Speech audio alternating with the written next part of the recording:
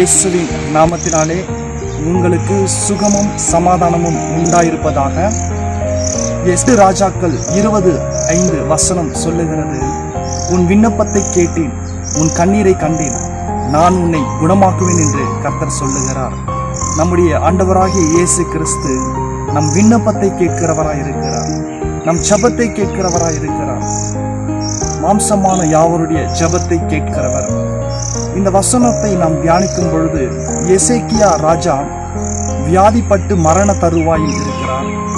அப்பொழுது ஏசாயா தீர்க்கதரிசி எசேக்கியா ராஜாவிடத்துல போய், நீ உம்முடைய வீட்டு காரியங்களை எல்லாம் ஒழுங்குபடுத்தும், நீர் மரிக்க போகிறீர் என்று தேவன் சொல்லுகிறார் என்று அவருக்கு சொல்லும் பொழுது எசேக்கியா ராஜா மன வருத்தப்பட்டு மனம் கசந்து சுவர் பின்புறமாய் அவர் திரும்பி தேவனை நோக்கி, ஆண்டவரே, நான் உமது பார்வைக்கு நான் நலமானதை எல்லாம் செய்தேன் அல்லவா, நான் உத்தமனாய் வாழ்ந்தேனே.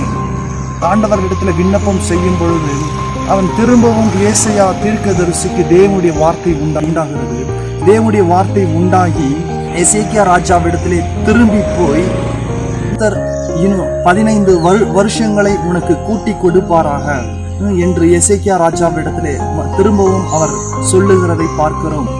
கிறிஸ்துவுக்குள் பிரியமானவர்களே, இன்றைக்கு எசேக்கியா ராஜாவுடைய விண்ணப்பத்தை கேட்டு அவருக்கு அற்புத சுகத்தை கொடுத்து, வியாதியில இருந்து ஒரு மரண படுக்கையில இருந்து கர்த்தர் ஒரு அற்புத சுகத்தை கொடுத்து 15 வருடங்கள் கூட்டி கொடுத்தார். 3ஆம் நாளிலே நீ தேவனுடைய ஆலயத்திற்கு போவாய் என்று ஆண்டவர் சொன்னார். அப்படிதான் பிரியமானவர்களே, இன்றைக்கும் உங்களை கர்த்தர் எப்படிப்பட்ட வியாதியா இருந்தாலும் கர்த்தர் உங்களை சுகமாக்கி உங்களை ஆலயத்திற்கு கொண்டு போவாராக.